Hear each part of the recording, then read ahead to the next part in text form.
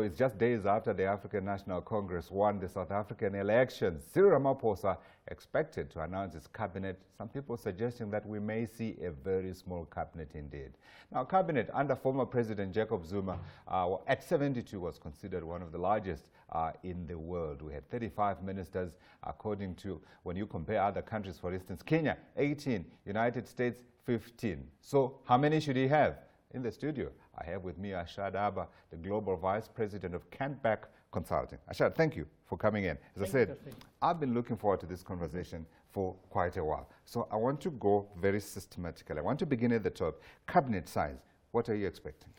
I expect he'll go to around 50-55 to align to the times of President Mbeki and Mandela. But at the same time, he needs to get the balance right of making sure that he gets business happy, but also ensuring that in some way or form the ANC is happy as well. 50-55, those are full cabinet posts. I would think that he'd have to have some ministries where it's just the minister and other ministries where there would be some deputy ministers involved as well. But there definitely will have to be. So this is deputy ministers and ministers. That's correct, yes. Full ministries, how many are you expecting? I would say it's about 26, 27. When you look at some of the figures that I mentioned there, and when you think around about other parts of the world as well, how does that compare? Well, I think if you look at other emerging markets, Kenya stands out. They've got, I think, 18 ministries. I think we're definitely highly bloated in South Africa, and it's actually grown over each and every cabinet that's been put together. Yeah. And I think what we need to do is there has to be a high level of consolidation. So we have to create certain clusters. So for example, we need to have a finance cluster. We need to have a social development cluster. We need to have a security cluster, which will allow us then to consolidate a number of these ministries into one.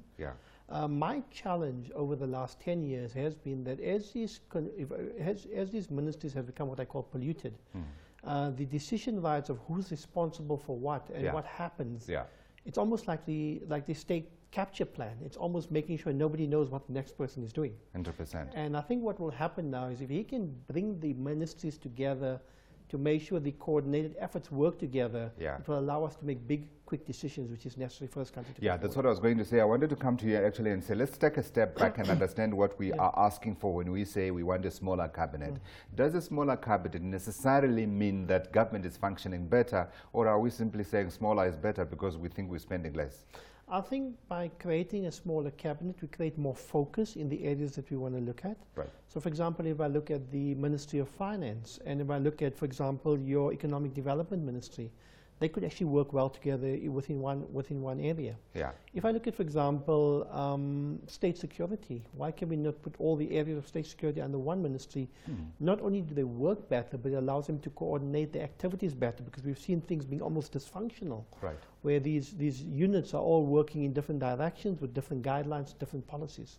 So what you have done is to think ahead of what I was thinking about, because that was my next question. I wanted to look at the clusters and say, with the system that we currently have, what could you collapse, what could you expand within those clusters? And I was certainly thinking economic development. I mean, I can't even remember the last time I had Minister Ibrahim Patel talking about what he's doing in his ministry and how it is for the good of the country. At the same time, you've got the National Treasury sitting there. So you have given where perhaps there could be a consolidation of some kind of positions.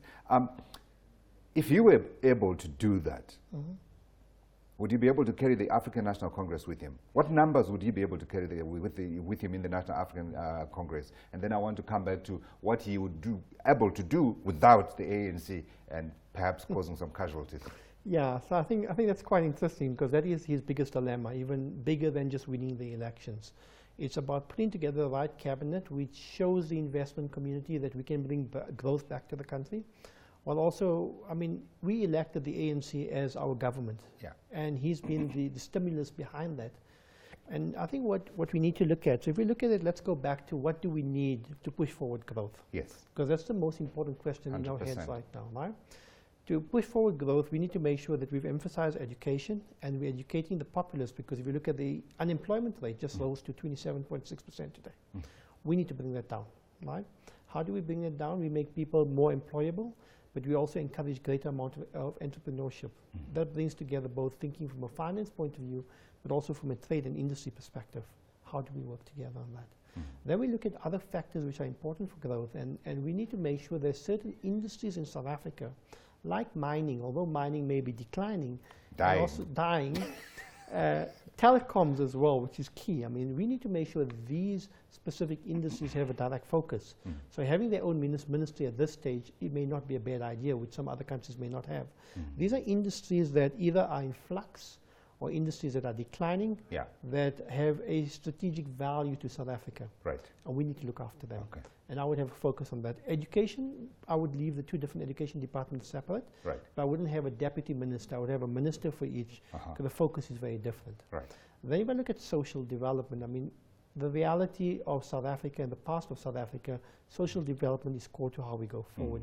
I would bring all the social development departments all together under one roof. And I would look at them. So I think creating these clusters and then focusing on what are the priorities within these clusters not only will allow us to bring down the amount of ministries, but will allow us to create greater focus and to create decision making, or what I call decision rights, in a way that's better. I mean, we work a lot with large multinationals, and we work around turnaround strategies. And when we look at turnaround strategies, it's not about decentralizing the business or decentralizing the government. It's about putting things together at the center and centralizing, getting things right, both from a governance point of view and a control point of view, and then moving forward in the right direction. Absolutely. So I'll go back to my previous question. What can he do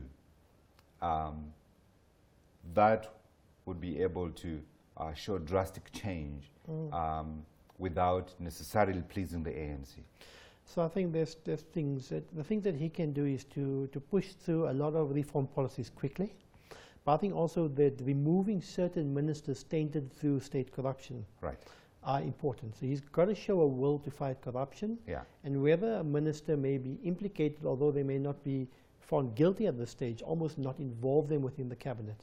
So Ministers Dlamini, Ministers Makonyane, and Minister Kagabe is already out. To almost take them out of the cabinet and rather go for ministers that may not have been tainted through corruption. Let me ask you a difficult question. In terms of the cabinet that's coming, how many do you expect will be new? Well, I expect there will be maybe 4 or 5 new changes. Because just 4 or 5 new faces? He's brought in quite a few new faces in the last cabinet. But and now he's got a mandate. He's got a mandate. And I think he's made some of those changes. But I think also you need stability. So, for example, Minister Rob Davies, Minister Mboweni, those are important ministers to continue in their portfolios.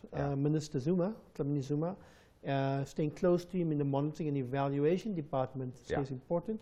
So I think there are some ministers that we need to create stability and sustainability with that have shown good progress. It's the ministers where there's been non-performance to show that we're able to act on those ministers and we remove them from their positions. I'm just being told that Rwanda has got 26 ministers, half of them women.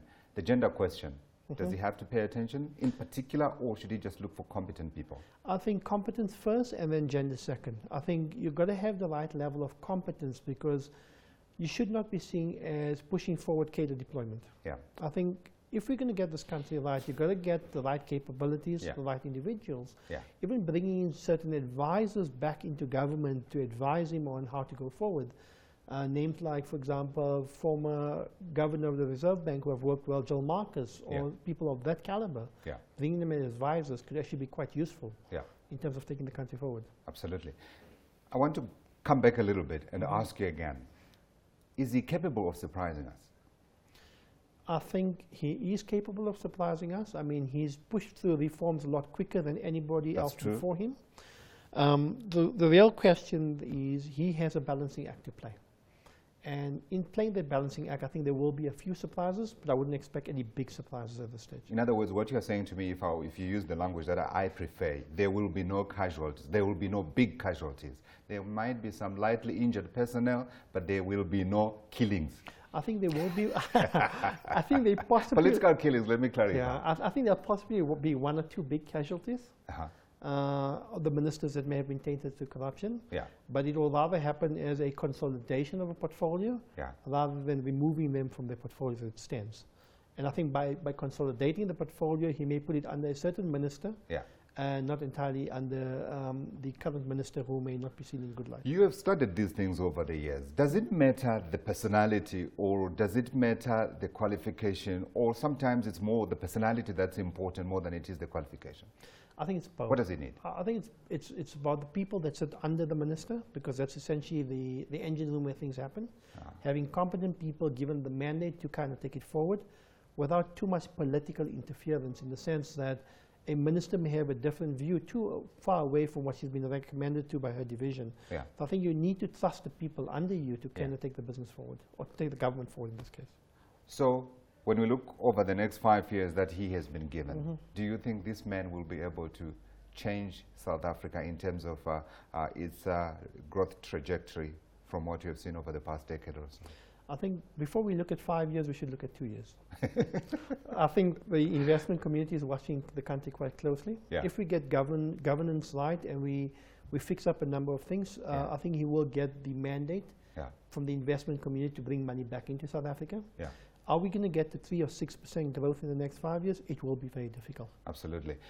Do you think he's capable of surprising us and appointing a minister from the opposition benches, from the DA, from the EFF? I think at this stage, I would be very surprised. I don't think anyone will come in from the opposition benches. Is it a good thing or it's a bad thing? I'm not sure it's a bad thing. I think as long as it's the right and competent person, I would be happy with that.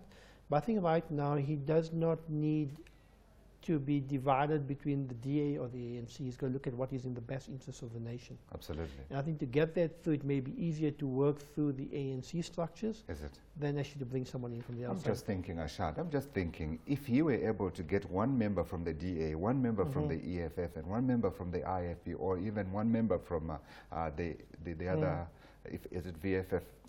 Freedom Front. Freedom Front. He would so surprise people and build such great goodwill. It might surprise him, but that's just me. I think that may come in as a deputy minister level. I'd be very surprised if one of them holds a ministerial post. I want to see somebody. Let's see if that happens. Arshad, thank you. Arshad Abba is the Global Vice President of Canback Consulting.